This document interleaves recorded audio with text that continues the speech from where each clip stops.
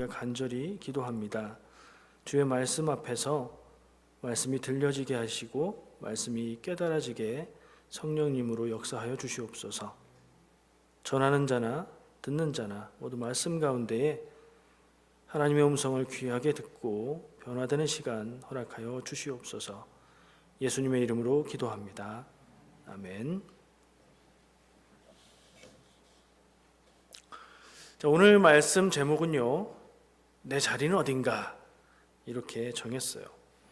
여러분들 교회 오시면 딱 내가 앉는 자리 있죠. 가끔 우리끼리는 서로 말하지 않아도 약속이 돼 있어서 자기 자리에 앉는데 누군가 내 자리에 앉아 있으면 당황하고 어디로 갈까 이렇게 하게 되죠. 저도 지난번에 그 설교 클리닉 세미나에 갔는데 세미나 자리가 제가 처음에 딱 마음에 들어서 앉았던 자리에 잠깐 쉬는 시간 지나고 나니까 다른 목사님이 앉아 계신 거예요.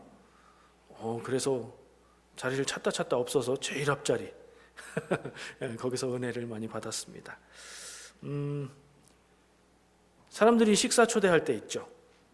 오늘 말씀도 식사 초대 자리에서 일어난 상황이거든요. 식사에 초대합니다. 근데 식당에 가서 먹을 때는 뭐 관계없죠. 아무데나 앉으면 돼요. 근데 이제 자기 집으로 초대를 해서 초대받아서 가서 앉으려면 일단 처음에는 식탁에 앉기가 좀 그렇잖아요. 앉아서 대화도 하고 그러다가 식탁에 앉으려고 하면 내 마음대로 덥석 가서 아무데나 앉기가 좀 그럴 때가 있죠. 그 집에 앉는 방법도 잘 모르고 주인이 어떻게 생각하는지 잘 모르겠고 저는 그럴 때가 가끔 있어요. 그래서 어디에 앉으면 돼요? 하고 묻는 편이에요. 제가 묻는 편이에요 그러는 게 항상 묻지는 않거든요. 이상하게 편안하다든가 이상하게 그냥 내 자리처럼 보이면 그냥 앉기도 해요. 근데 어쨌든 준비한 사람의 마음이 있으니까 어디를 생각하고 했을까 묻고 그렇게 앉는 편입니다. 여러분들은 그런 경험 있으세요? 그런 경험 있을 때 어떻게 하십니까? 그냥 내가 내 눈에 좋아 보이는 자리에 딱 앉으시는지요? 아니면 어디 앉을까요? 하고 물으시는지요? 예수님은요, 오늘 말씀에 보니까 상황이 예수님이 초대받았어요. 식사 자리에. 근데 묘하게 식사에 초대한 사람이 바리새인이에요. 바리새인들은 어때요? 예수님께 찾아와서 곤란한 질문하고 예수님하고 논쟁하려고 자꾸 말 걸고 이랬던 사람들이잖아요. 근데 오늘은 웬일인지 바리새인이 예수님을 식사에 초대했어요. 예수님이 그 식사 자리에 가셨습니다. 가서 예수님의 눈에 들어온 장면이 있는데 대체로 바리새인들이니까 바리새인들을 초대했겠죠. 눈에 보일 듯 안 보일 듯 상석이 있는데 그 좋은 자리 상석에 자기가 앉으려는 그런 모습이 보이셨어요. 이 사람들이 이렇구나. 바리새인들은 그렇잖아요. 기도하는 것도 티내서 기도하고 사람들이 높여주는 것을 좋아하고 그랬잖아요. 우리 마음에도 다 있는 마음인데 어쨌든 바리새인들은 좀 많이 그랬나 봐요. 예수님이 그 모습을 보고 그 사람들한테 얘기를 하시는 거예요. 읽은 내용이에요. 우리가 그러지 마라. 차라리 맨 끝자리에 가서 앉아라. 그러면 여기로 올라오라고 해서 좋은 자리로 갈 수 있는데 위에 자리에 앉았다가 당신 자리 거기 아니고요. 당신보다 더 위에 앉아야 되는 사람이 있으니까 내려오세요 하면 부끄럽지 않겠냐. 당연하네요. 이해가 쏙쏙 되고 야 맞다 그런 생각이 들어요. 지혜로운 사람은 이 얘기를 듣고 내 삶에 내 모습에 비춰보는 적용을 할 수 있을 거고 그게 안 되면 저 사람 남 탓만 할 수도 있겠죠. 말씀의 그 질문 두 가지 주제를 얘기할 거거든요. 공통적인 질문을 뽑아봤어요. 나에게 맞는 자리는 어딘가요? 하는 질문이에요. 오늘 예수님이 이렇게 보여주시는 상황과 말씀을 잘 생각하고 그렇다면 나는 어느 곳에 갔을 때 어디에 있을 때 나한테 맞는 자리는 어디일까 하는 질문을 생각한 거죠. 그리고 거기에 대한 답으로 첫 번째는 사람들이 보는 내 자리는 어딘가. 나 말고 다른 사람들이 여기가 당신 자리야 라고 생각하는 그 자리, 다른 사람들의 눈과 시선에 대한 생각을 해봤고요. 또 두 번째는 하나님은 내 자리를 어디로 보실까 하는 질문을 해봤어요. 자, 사람들이 보는 내 자리부터 생각을 해보려고요. 예수님의 이 본문에 기록된 말씀은 살아가는데 정말 필요한 지혜를 알려줘요. 사람들이 얼마나 많은 경우에 남들이 나를 어떻게 보는지 보다 내가 나를 어떻게 생각하는지에 집착을 하는지 몰라요. 그리고 나는 이 정도는 돼. 나는 이 정도 대우는 받아야 돼 라고 생각하고 그렇게 행동합니다. 근데 다른 사람들이 볼 때 그래, 합당해, 맞아, 아니 오히려 그게 더 낮아 라고 생각하면 다행인데, 다른 사람들은 아니요, 당신은 이거 아니고요, 여긴데요 라고 그렇게 생각하면 이거 참 곤란한 상황이 되는 거죠. 여기 예수님이 얘기하셨던 상황에 빗대서 생각해 보죠. 나는 저기 제일 윗자리에 가서 앉아야 될 것 같아, 이렇게 생각하고 가서 딱 앉습니다. 근데 사람들이 아니요, 당신 자리는 거기가 아니고요, 당신보다 훨씬 윗사람이 있으니까 내려오세요, 여기 앉으세요, 이러는 경험이 성경의 바리새인들만 하는 경험이 아니라는 거예요. 우리도 나이가 많건 적건 어떤 경우에 있던 내가 생각하는 내 자리, 내 모습과 다른 사람들이 생각하는 내 자리, 내 모습이 다를 수 있다는 거죠. 그게 내 생각이 맞고 다른 사람이 틀려, 혹은 내가 틀리고 다른 사람이 맞아, 경우는 어떨지 몰라요. 그러나 이게 차이가 나는 상황은 늘 있단 말이에요. 예수님의 말씀을 들었어요, 우리가. 그럼 적용을 하죠. 어디 가든 끝에 자리에 가서 겸손하게 앉으면 되겠구만. 실행을 합니다. 초대받은 자리에서 제일 말석인 것 같은 자리에 딱 가서 앉습니다. 그러면 예수님 말씀대로 사람들이 왜 거기 앉으세요, 이리 오세요 해서 조금 더 좋은 자리로 안내할 수 있을 거예요. 근데 문제는요, 오세요 해서 가는 사람들이 당신 자리는 여기에요 라고 하는 자리가 내가 생각하는 자리에 못 미치면 어떻게 해요? 나는 원래 마음은 저긴데 겸손하게 하려고 여기 앉았는데, 그럼 나를 불러서 저기에 앉혀야 되는데 사람들이 여기에 앉으라고 한단 말이에요. 상상이 되세요? 혹시 그런 경험 해보셨어요? 저는 있었던 것 같기도 하고 기억이 잘 안 납니다만, 그럴 수 있어요. 그런 일이 있을 수 있어요. 이거는 갈등의 상황이죠. 서로 기준이 달라서 나는 내가 이만큼이야 라고 생각하는데 다른 사람들은 요만큼이야 라고 보면 성격에 따라서 반응은 다르겠죠. 속으로 마음이 상하고 기분이 상하면서도 그냥 그런가 보지 하고 넘어가는 사람도 있을 거고, 버럭 화를 내면서 내가 저기 앉아야지, 내가 겸손하게 여기 앉았는데, 이럴 수도 있죠. 반응만 다를 뿐 그걸 기분 좋게 받아들일 수 있는 사람은 많지 않을 거예요. 그러면 그런 상황이 어떻게 해야 될까요? 남들이 나를 보는 높이와 내가 나를 보는 높이가 다를 때 무엇이 맞는 걸까요? 나를 누가 객관적으로 평가할 수 있을까요? 나는 나를 주관적으로 생각하고 내 기준으로 생각하죠. 남들은 내 겉모습만 보고 나의 전부를 알지 못하지요. 정확하게 판단할 수 있는 사람은 나도 아니고 남도 아니죠. 뭐가 맞을까요? 어떻게 해야 될까요? 그 상황에 어떻게 기분 좋아지고 기분 안 나쁘고 서로 평안할 수 있을까요? 그런 질문을 하게 돼요. 저는 다른 사람이 말하는 자리가 맞다, 그렇게 생각합니다. 이건 인간 사이에, 사람들 사이에 관계의 문제니까요. 내가 그동안 살아오면서 어떻게 했는지에 따라서 사람들은 나를 평가하고 생각할 거예요. 그렇죠? 그거에 따라서 나를 여기 앉으라고 정해주는 거예요. 그거에 따라서 나를 그렇게 대하는 거예요. 그럼 그게 맞는 것 같아요. 사람 사이의 관계에 있어서는. 낮은 자리로 가라 하는 예수님의 말씀, 이거를 높은 자리로 가기 위해 낮은 자리로 가라 하는 얘기로 들으면 잘못 듣는 거예요. 낮은 자리가 네 자리가 맞다 하는 말씀으로 들어야 될 것 같아요. 이게요, 낮은 자존감을 가지라는 얘기가 아니에요. 나는 못났어, 나는 끝에 자리나 가서 앉아야지 뭘, 이렇게 낮은 자존감을 가지라는 말이 아니에요. 자존감 그리고 자존심이라는 단어가 있죠. 거의 비슷한데 좀 다르죠.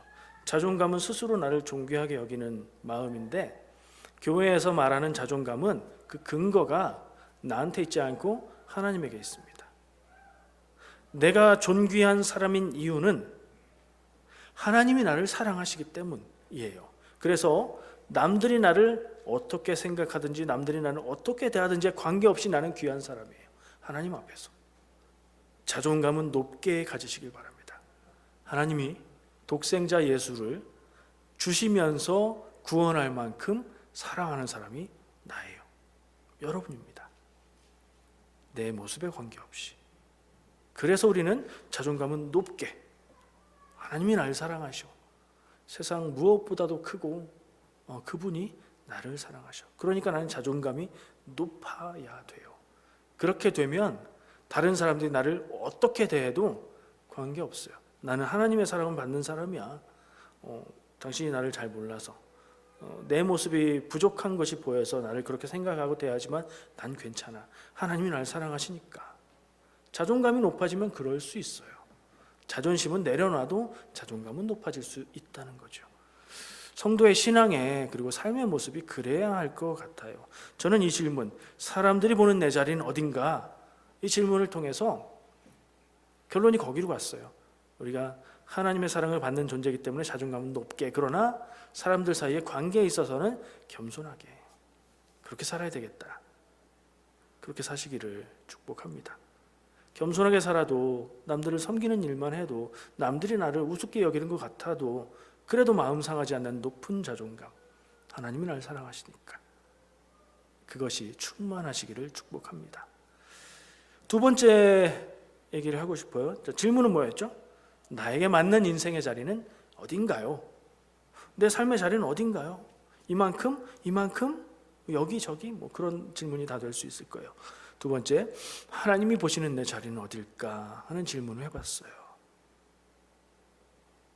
하나님이 나를 보고 평가를 하신다면 아마도라는 말이 필요 없어요.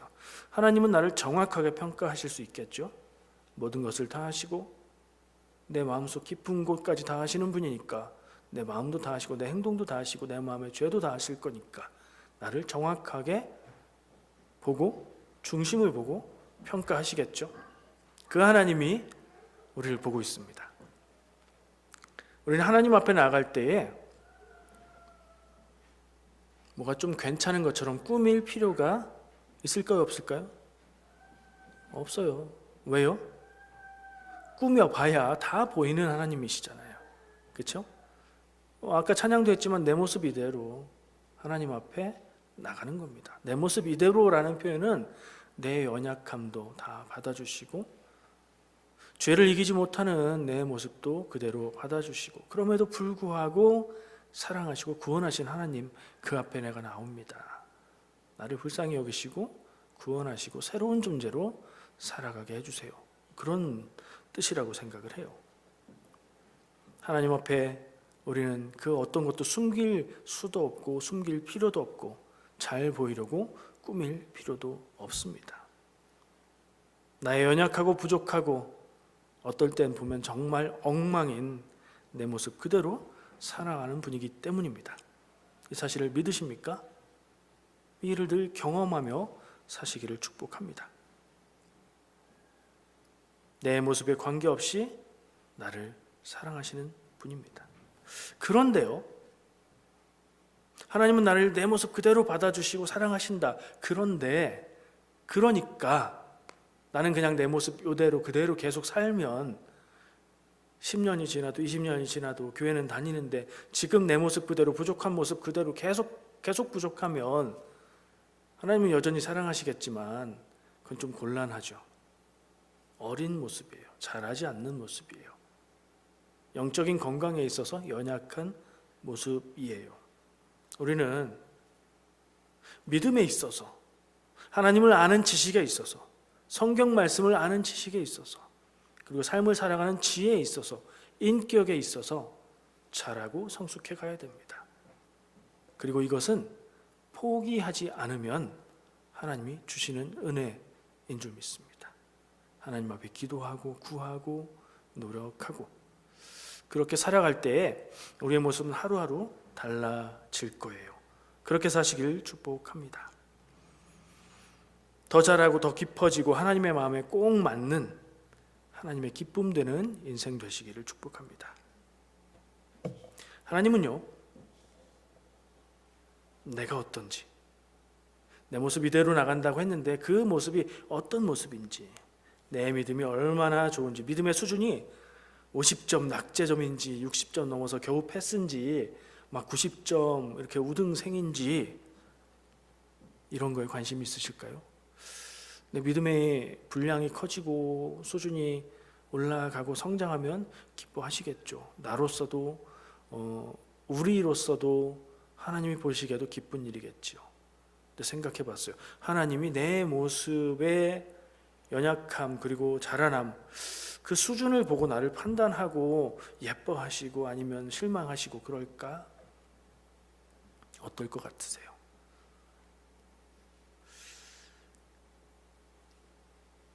제가 보기엔 하나님은 내 수준을 바라보고 야 한참 못 미친다, 야 너는 대단하다, 이것도 기쁨이 되는 일이겠지만 그것보다, 그러니까 나의 수준 높낮이, 나의 분량보다 내가 무엇을 하는 자리에 있는가에 더 주목하지 않나 생각을 해봤어요.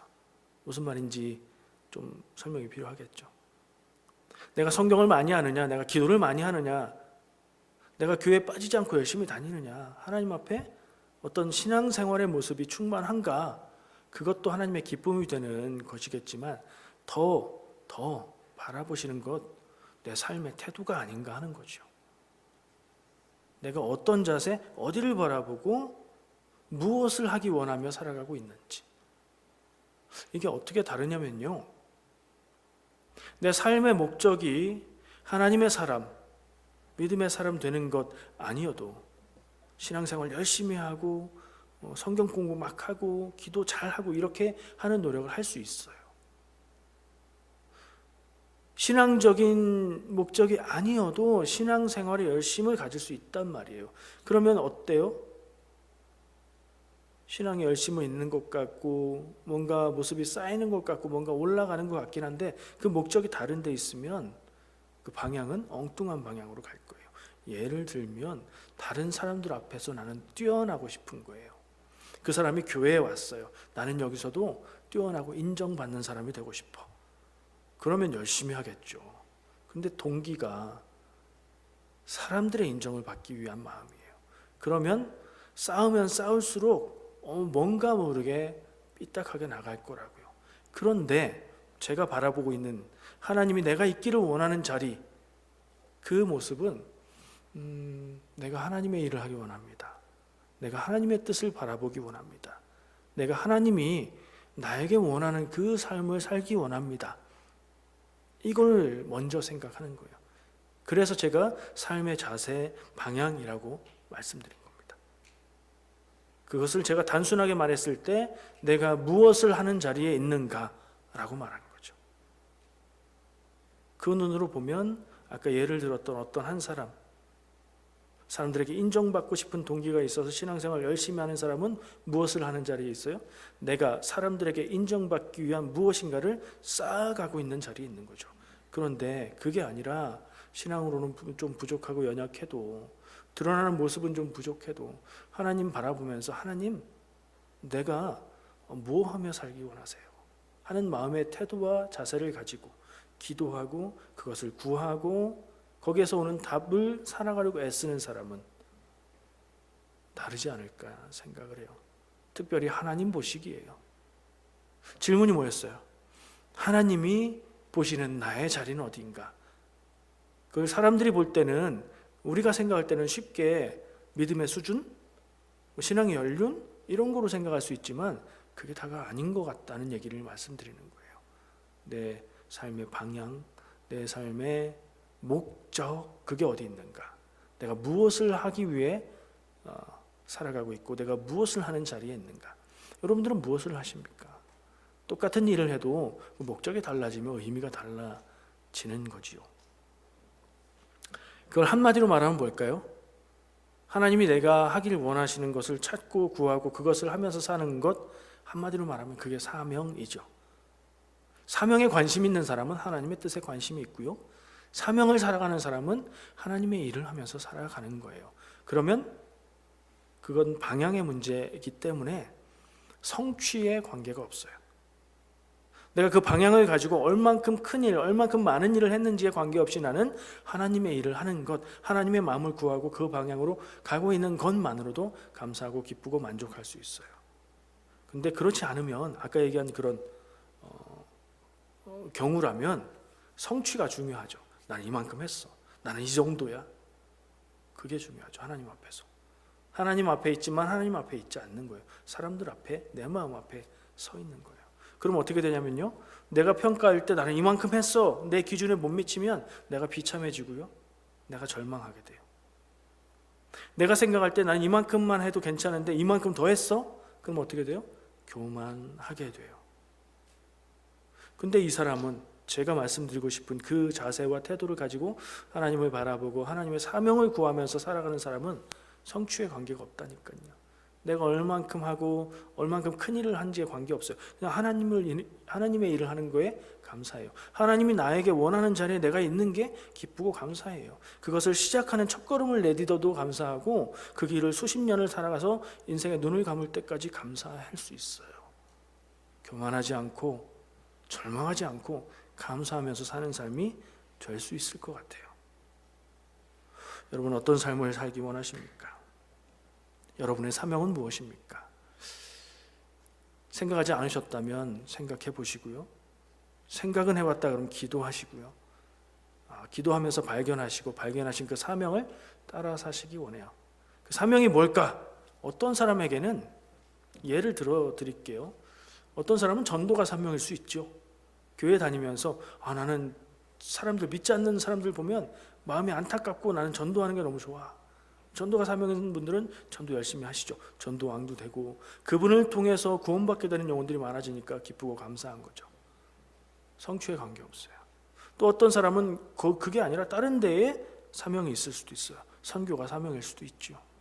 선교에 직접 헌신하는 선교사가 될 수도 있고, 후원할 수도 있고, 관심을 가질 수도 있고, 기도할 수도 있고, 어떤 분은 말씀을 깊게 연구해서 전하는 게 사명일 수 있어요. 어떤 분은 연약한 이들을 돌보고 사랑하는 게 사명일 수도 있어요. 그런 것들이 사명이죠. 그런 것들만 사명은 아니에요. 그렇게 대단한 것 같고 고귀한 것 같은 것만 사명은 아니에요. 여러분들이 하나님을 바라보면서 기도하시고 그 뜻을 구할 때 하나님이 답을 주실 거예요. 가족을 최선을 다해서 살아가는 것, 그게 사명일 수도 있고요. 나에게 허락해 주신 직장에서 하나님의 일을 하듯이 최선을 다해서 하나님이 주신 사명으로 여기고 최선을 다해서 일하는 것, 그게 사명이 될 수도 있어요. 그것으로 하나님께 영광 돌릴 수도 있어요. 무엇이든 될 수 있어요. 그러나 그 중심 태도는 달라질 게 없어요. 사명을 바라보고 사는 사람이냐, 다른 것을 바라보고 사는 사람이냐. 사명은 때로는 괴롭고 힘들 수도 있습니다. 하나님이 가라고 한 길인데 그 길이 너무나 힘들고 잘 안 될 수도 있어요. 여러분들 하나님의 뜻인 것 같아서 하려고 하는데 그 길이 잘 안 된다, 잘 안 풀린다, 그러면 생각해보고 기도해 봐야 돼요. 하나님의 뜻인데 안 되는 건지 하나님의 뜻이 아니어서 막으시는 건지, 그건 분별해야 될 거예요. 그러나 여러분들은, 우리 교회 모든 성도님들은 사명이 괴로운 것이 아니라 사명을 바라보고 그 사명을 감당하면서 살아가기 때문에 행복하시고 즐겁고 감사가 넘치기를 원합니다. 그렇게 되시기를 축복합니다. 말씀을 좀 결론을 지어볼게요. 때로는요, 우리가 살아가면서 내 삶을 뒤돌아볼 때 지금 내가 서 있는 내 자리의 모습이 나 스스로 내 마음의 기준에 못 미칠 수 있어요. 나는 이 정도는 해야 되는데, 거기에 부족하고 연약한 모습일 수 있어요. 어떻게 해야 될까요? 그런 때 포기할까요? 아니면 더 열심히 할까요? 저는 다른 방법을 제시합니다. 삶의 목적을 다시 설정해 보십시오. 내 삶의 목적이 무엇인지 다시 한번 물어볼 필요가 있는 거예요. 저는 사명으로 살자. 사명을 바라보며 살자. 하나님이 나에게 원하시는 삶을 내 삶의 목적의 첫 번째에 놓고 살자. 그 얘기를 말씀드리는 겁니다. 그럴 때에 우리 인생의 형편이 어떻든지 우리는 의미 있는 인생을 살 수 있게 될 것이고, 하나님 앞에서 기쁨으로 감사하며 당당하게 살아갈 수 있을 줄 믿습니다. 우리 모두 하나님이 원하시는 자리에서 순종하면서 행복하게 살아가시기를 축복합니다. 기도하겠습니다. 나를 사랑하시며 내가 하나님 뜻 안에 있기 원하시는 주님, 내가 하나님의 뜻, 사명의 길이 고난의 길 아닌 것을 생각하게 하여 주시옵소서. 고난처럼 보일지라도 거기에 기쁨이 있고 행복이 있고 감사가 있는 것을 경험하게 하시고 깨달아 알게 하여 주시옵소서. 예수님의 이름으로 기도합니다. 아멘.